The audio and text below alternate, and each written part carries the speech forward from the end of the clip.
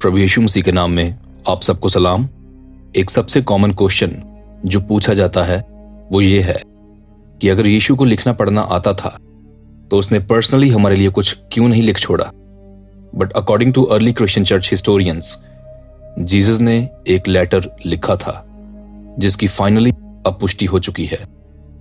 आज के इस एपिसोड में हम उस मिस्टीरियस लेटर के बारे में डिस्कस करेंगे जो यीशु ने पर्सनली लिखा था किंग एबगर को।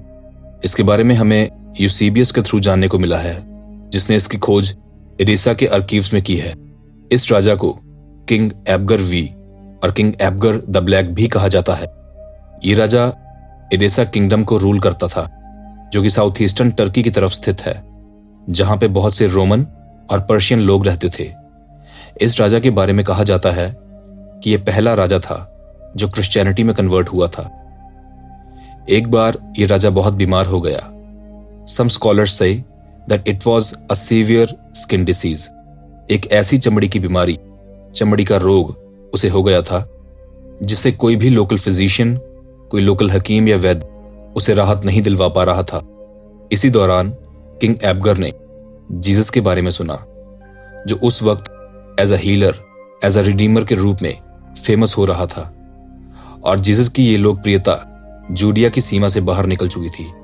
जीसस की ये बातें किंग एबगर तक पहुंची कि जीसस के द्वारा अंधे अब देख पा रहे हैं, लंगड़े दौड़ पा रहे हैं, गूंगे बोल पा रहे हैं, मुर्दे जिलाए जा रहे हैं। इन बातों ने किंग एबगर के दिल में और उसके दिमाग में एक होप, एक आशा और क्यूरियोसिटी को जन्म देना शुरू कर दिया।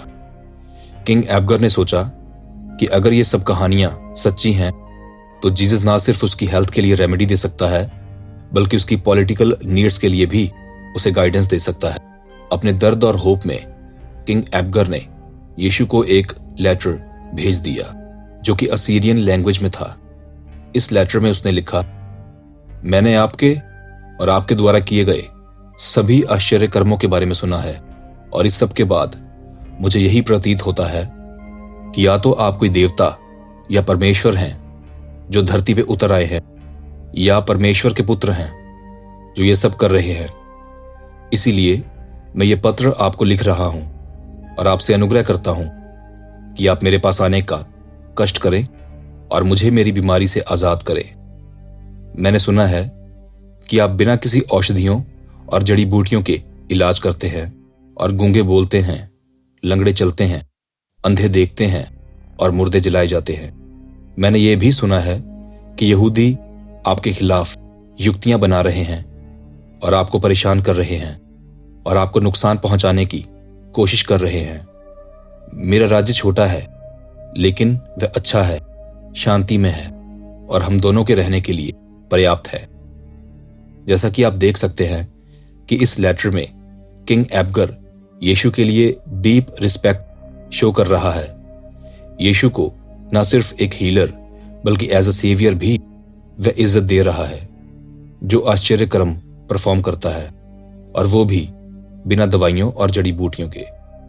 उसके वर्ड्स यीशु मसीह और उसकी डिवाइन पावर में उसके विश्वास को साफ साफ प्रकट कर रहे हैं। एडेसा से जीसस तक इस मैसेज को डिलीवर करना कोई आसान काम नहीं था, क्योंकि यह बहुत दूर, बहुत डिस्टेंस पे था। ऊपर से उस टाइम पे कम्युनिकेशन और ट्रांसपोर्टेशन भी बहुत मुश्किल थी। इसलिए किंग एबगर ने अपने रॉयल कोरियर, यानी जो शाही लोग होते हैं जो राजा के महल में इसी काम को करते हैं और राजा का कोई संदेश, कोई मैसेज एक जगह से दूसरी जगह ले जाते हैं, उनमें से एक को यानी एमेसरी को यह कार्य दिया गया और ये स्पेशल हिदायत दी गई कि यीशु को कैसे भी ढूंढ के ये मैसेज डायरेक्टली सिर्फ यीशु को ही दिया जाए। जियोग्राफिकल पॉइंट ऑफ व्यू से न जाने कितनी मुसीबतें एमेसरी के सामने आई होंगी, न जाने कितनी ही बार मौसम की मार और भूख प्यास की मार ने उसके हौसले को तोड़ने की कोशिश की होगी। कभी तपती धूप की तपिश और कभी कपकपाती ठंड ने कितनी ही बार उसके शरीर को कमजोर करने की कोशिश की होगी। यीशु को ढूंढने की उसकी फिजिकल और स्पिरिचुअल दोनों तरफ से एक जर्नी थी। बट फाइनली जब वह यीशु के पास पहुंचा और अपना मिशन कंप्लीट किया तो उसने यीशु के सामने वह लेटर प्रस्तुत किया। जरा सोचिए, इस मैसेज को पढ़ के, इस पत्र को पढ़ के यीशु ने क्या महसूस किया होगा। हो सकता है कि इस लेटर को पढ़ के यीशु मुस्कुराया होगा, इंटेंस इमोशन से भर गया होगा, बहुत इमोशनल हो गया होगा कि कितनी दूर से कठिनाइयों का सामना करते हुए यह पत्र मेरे पास पहुंचा है, जो किंग एबगर ने अत्यंत विश्वास और आस्था के साथ लिखा है। यूसेबियस के द्वारा लिखी गई हिस्ट्री में और अन्य बाकी टेक्स्ट में लिखा गया है कि इसके रिटर्न में यीशु ने भी फिर किंग एबगर को लेटर लिखा, जो मैं अभी आपके लिए पढ़ रहा हूं। धन्य हो तुम जिसने मुझे देखा नहीं, लेकिन फिर भी मेरे ऊपर विश्वास करते हो, क्योंकि मेरे बारे में ऐसा ही लिखा गया है कि जो मुझे देखते हैं वो मेरा विश्वास नहीं करेंगे, पर जिन्होंने मुझे नहीं देखा वे मुझ पर विश्वास करेंगे और बचाए जाएंगे।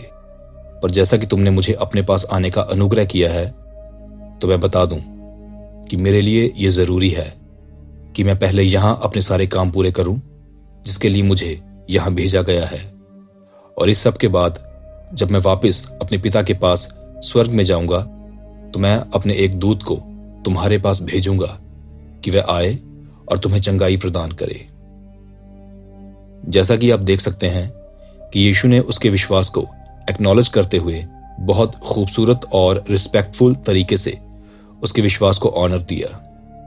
According to historian texts of Eusebius, जब यीशु ने अपने सारे काम पृथ्वी पर निपटा दिए और जब यीशु का स्वर्गारोहण हो गया, तो यीशु अपने 70 चेलों में से, जी हां, आपने सही सुना, 12 चेलों के अलावा यीशु के 70 और स्पेशल नियुक्त किए गए चेले थे, जिनमें से एक को यीशु फिर से मिलने आया और दिखाई दिया, जिसका नाम था थेडियस।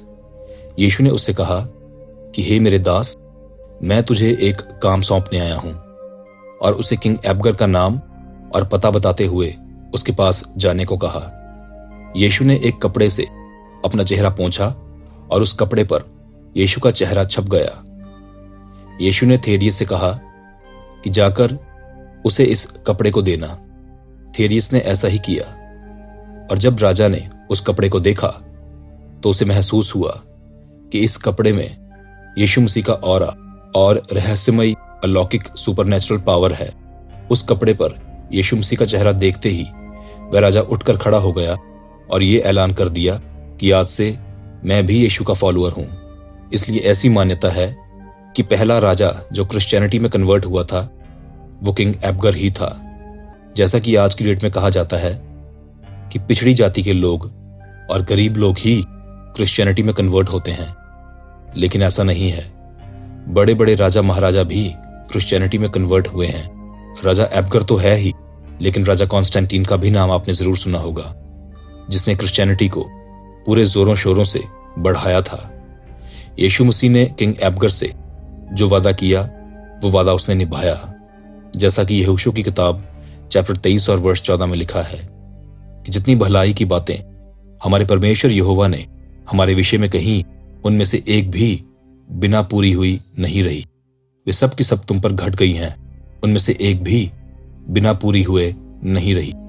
इसके अलावा इज़ेकियल चैप्टर 12 और वर्ष 28 में भी ऐसा ही कुछ लिखा गया है। इसलिए तो उनसे कह, प्रभु यहोवा यूं कहता है, मेरे किसी वचन के पूरा होने में फिर विलंब ना होगा, वरन जो वचन मैं कहूं सो वह निश्चय पूरा होगा। प्रभु यहोवा की यही वाणी है। इसके अलावा एक और चीज मैं आपको बताना चाहता हूं कि यीशु मसीह ने खुद भी अपने चेलों को किंग एबगर का रेफरेंस देते हुए उसका एग्जाम्पल दिया था। जानते हैं कहां? जब यीशु ने यहूदियों के हाथों अपने प्राण त्याग दिए और फिर दोबारा से अपने आप को जिंदा किया और चेलों के पास उन्हें मिलने गए, जब वह एक बंद कोठरी में थे।